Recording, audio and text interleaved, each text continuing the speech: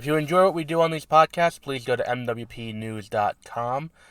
There you can see articles about some of the movies we've seen, some things that we don't talk about on podcasts, and links to ways you can support the show. Thank you.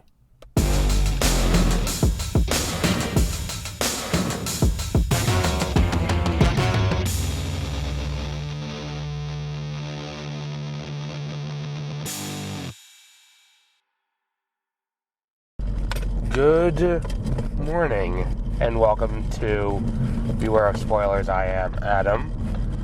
I'm going to apologize in advance. There's a non-zero chance I have a wheezing cough during this, which is why I was so late on the episode. I am sick again, which is great. It's just been a fantastic year for this.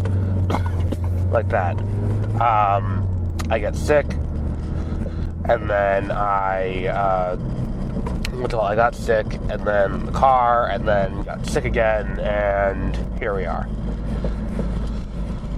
So we're behind, way behind,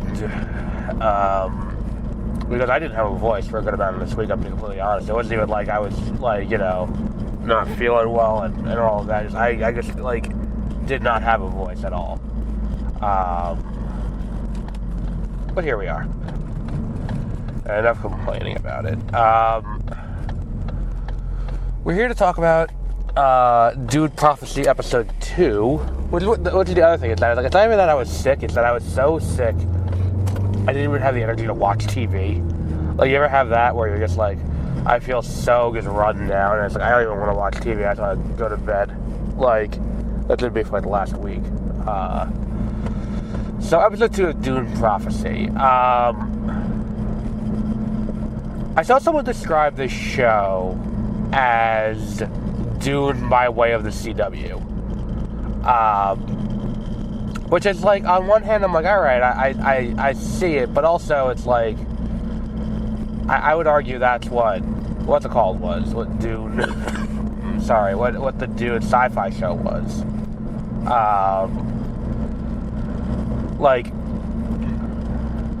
It's Dune by way of television, and look, what made the Dune movie the flashpoint it was the fact that you had these people behind it who were doing a fantastic job at the top of their field with a score and visual effects, and you had world-class acting. And I'm not taking away anything from the acting of this. I think Emily Watson is great. I think the other woman is great.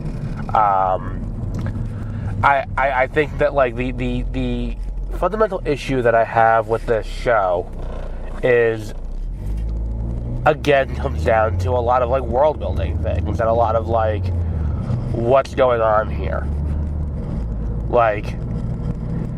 At the end of the day, it feels like we're adding stuff to the mythology of Dune for the sake of adding stuff to the mythology of Dune, and stuff that feels weird. That, not that it's not referenced 10,000 years down the line, because again, like I said, 10,000 years is a long time, but especially considering this is all stuff involving the Bene Gesserit, who are inherently secretive, so yeah, but at the same time, it's so this guy has pyrokinetic powers. Now, I think he's a Gola. That's why I think this is going to be the big reveal, is that he's a Gola, and that's going to be a thing that's kind of building into where,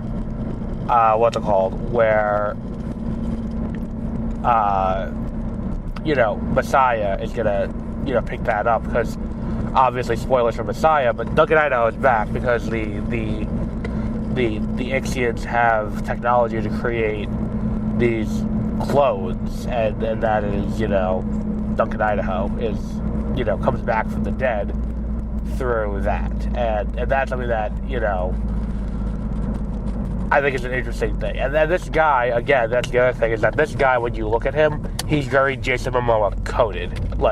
I look at him and I'm I see you're going for the visual storytelling around this character is that this guy is an analog to Duncan. So if that's the case, then where is it okay, so he's probably a Gola then. Sorry. But again, the question comes back to why? why is all of this happening?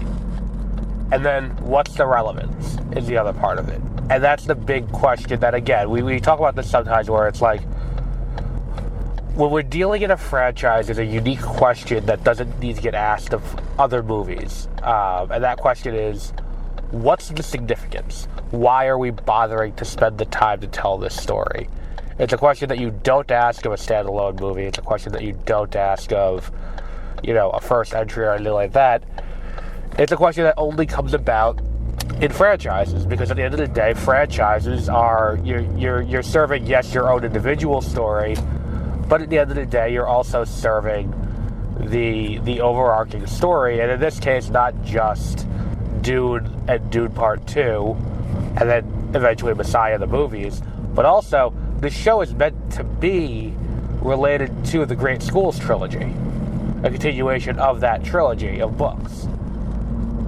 So, they dropped the name of the Atreides guy who was, who was a big player during the Balorian Jihad, and it's like, okay, so this is meant to be there, and this is all meant to be in that same kind of time frame, but also at the same time, it's like, what's the goal here? What's the goal of this story? What is the thing that this is going to do to further my understanding of the Bene Gesserit, or further my understanding of the relations of the great houses, or what is it? What is the reason that you are telling me this story? And I think fundamentally my problem with this show is, we are 2 episodes in, we are a third of the way through. I do not have a good answer for that question. The why are we here is a key part of telling a story in a franchise, and the fact that I do not have a concrete answer after 2 episodes is a fundamental problem with this show. Especially considering, and again, I don't want to keep harping on this every week, but let's talk about the time frame. Again, we are 10,000 years before Paul Atreides. And ostensibly, from what we can tell, from what this show kind of sets up, and and all of that, that moment is the key moment for this universe. There is no other moment in this universe as important as the awakening of the Kwisatz Haderach. In the 10,000 years that come before it, nothing important happens until it comes time for Leto and Jessica to have Paul, and then Paul changed the universe. The Corrinos are in charge the whole time. They have the same seat of government. The technology doesn't change. Spice is the most important thing in the galaxy. Everything from the Butlerian Jihad until the birth of Paul is inconsequential. All of that does not matter is the story that we've been told so far by this show. So why are we spending 6 hours of television in here? And I don't think we have a good answer for that. And the issue is, it's like, look, at the end of the day, it's like, okay, we have this guy who's pyrokinetic, apparently. But how? Oh, he was blessed by Shai Hulud. Oh, okay, that's cool. And again, that's another problem that I have with this, is that, they call him, they call the Great War Shai Hulud. Okay, great, I get it. Again, the problem that I keep coming back to with this is this idea that things never change in the Dune universe. Even language doesn't change. We are 10,000 years in the past, and it's still Atreides, Harkonnen, Corrino. The throne is the same name. Salunda Secundus is the same name. Everything that happens in this show sounds and looks exactly the same 10,000 years in the future, including Shai Hulud. Now, in Dune, because that was the thing, is that I watched this last night. I had to get the taste out of my mouth, so I watched the end of Dune, Part 2. And in that scene where Paul is going around and he's taking control of the Fremen to go and lead the assault on Baron Harkonnen and Emperor Corrino, he says to someone, it's like, at that time, this planet was known by its Fremen name, Dune. Which is this big, like, oh shit, they said Dune in the movie, it's great. Like, but either way, like, that moment happens. And that was 2 generations prior, 3 generations prior, that it had a different name. We are 10,000 fucking years in the past, and they're still calling it Arrakis. And we know 6,000 years in the future, they're going to be calling it Arrakis. Like, it's just the little shit that bothers me. The little shit of, like, why is it that we don't have to have this, you know, like, this whole nonsense kind of happening? Like, give me an explanation. That is, why don't things change? Like, you could have a static universe, and that is fine, but lay out a reason. Because all they've given so far are reasons why things should change. Like, in the first episode, it's like, oh, well, we have to deal with these attacks by the Fremen. It's like, you mean to tell me that in 10,000 years, no one was like, why don't we just wipe all these fuckers out? Like, not that that would be the right thing to do, or I'm endorsing genocide, but, like, you mean to tell me that in this universe, where everything is, like, kill or be killed, like, and that is the entire motif of this series, is you either kill or you are killed. There's a savagery to Dune, the franchise. You mean to tell me that no one was like, why don't we just wipe these fuckers out and be done with it? What, like, why are we you know, like, in 10,000 years no one thought to do that? And everyone was just like, and like, what, you're afraid of the political implications? Who gives up? Like, what the fuck? And I think it's too, there's that scene where it's like the girl, I forgot who she is, but she's fucking the guy, and they're talking about how important spice is. It's like, motherfucker, we're watching a Dune TV show after watching 2 Dune movies. I don't need a post-coital explanation of how important spice is. I know how important spice is. I'm here. I'm watching this show. I understand how important spice is. But whatever, I mean, you know, it's just kind of like, it's a waste of screen time at times. And the idea that this is, you know, Dune by way of CW. What I agree with on that statement is this feels like Dune by way of, we don't have the rights to do everything we wanted to, so we're playing around the big characters.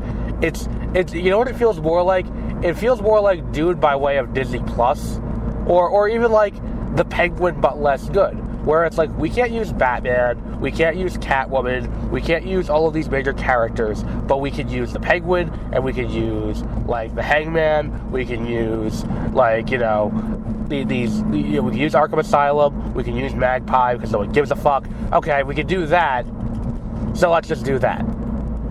Like, and we'll tell a story around that. But the difference is, it's like, in Dune, like, it's like, okay, we can't use Paul Atreides, we can't use, you know, Jessica, we can't use Leto, we can't use, you know, Leto II, the Tyrant, we can't use Chani, we can't use Arrakis. It's like, at a certain point, it's like, what are you left with? And at that point, what do you care about? Like, what's there to care about? Because it's like, at the end of the day, again, we are 10,000 years before everything. So, what does it matter what they do here? Because at the end of the day, whatever they do, it's still going to lead to Paul. And you could do an interesting story where it's like, oh, we are eventually going, like, we're going to do everything we can to try and stop this, but we're still going to fail. Excuse me. And there's a way to do that story in an interesting way. Don't get me wrong. I'm not saying that this is a complete failure on that front. There's a way to do this well. The problem is, the show is not doing it well. The show is not doing it in a way where I'm engaged with any of the characters. I can't even remember most of the characters' names. And that is fundamentally a problem with this show. Like, you need to give me something to root for. You need to give me someone to care about. You need to give me someone who matters to the wider stakes of this universe. And the way you do that in a show like this is you come up with something that is more grounded, set in this time, that they need to overcome. Like, okay, they're trying to establish that, but like at the same time, they're still dealing with these macro plans within plans. That is what the Bene Gesserit do, and that is what they've always done, and that is fine. That's the plan. But at the end of the day, their chief concern is trying to stop the complete dissolution of their power, which doesn't begin for 10,000 years under Paul, and then under Leto II, that's when it fully happens. And then you end up with a civil war with the Honored Matres and all of that stuff, but that comes another 2,000 years after that. So we're watching a show about people trying to stop something that's going to happen 10,000 years in the future, and things that, like, maybe they think it's going to happen now, they're not articulating that. And that would have been riveting. It's like, you could play with that dramatic irony. We, the audience, know that you're going to maintain your power and you're going to have your power through, for a long ass time. And you're going to have plenty of time to set that up and have that. But eventually it's going to go away. And it's going to be your own scheming that's going to lead to it going away. And that could be an interesting thing. But the other issue is, it's like, as a book reader, I know that. As someone who has just watched the movies, you don't know that. If you're coming into this show having only watched Dune and Dune Part 2, like, as far as you know, the Bene Gesserit are still somewhat in some control. Because the Bene Gesserit, like Reverend Mother Mahayam says,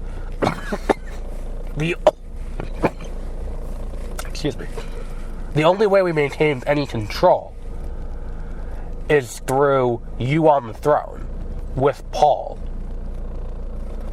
And she says that to Irulan. So, to someone who's just casually observing from the movies and then is watching this show, it's like, well, what's the point of that? Like, what's the point of any of this?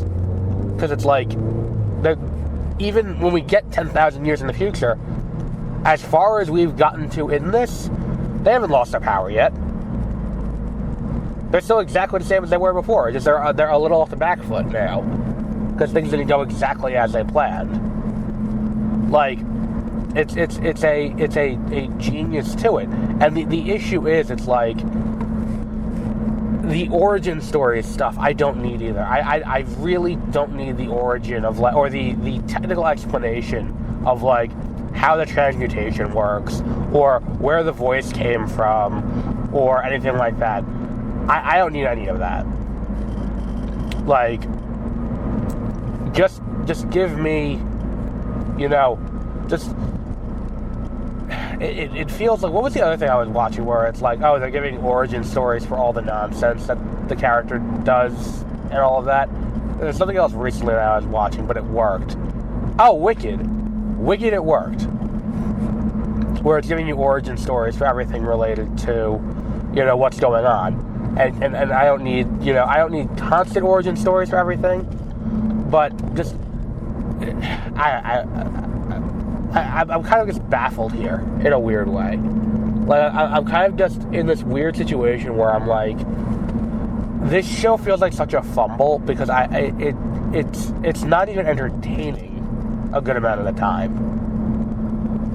Like, if I could tune it out and just go back to, like, if I did have to watch it every week, I probably wouldn't. Like, there's nothing about this show that's really getting me gripped in, and now we're a third of the way through. It's a 6-episode miniseries. We are 2 episodes in. And there is nothing about this show that's really making me go, oh, I need to tune in next week. Like, and it's a shame. And it's a damn shame. But I think that's a good place to wrap up for today. Our next episode on here will be maybe we'll do Sweethearts. There are a few Netflix movies I gotta catch up with. We'll be doing that throughout the week. Over on Exploring Hyperspace Lanes, we will be starting with our weekly episode discussions of Skeleton Crew, because as I said previously, we'll be migrating the weekly episode discussions of Star Wars shows to exploring hyperspace lanes. But until our next episode, have a great rest of your week. And apologies again for the coughing.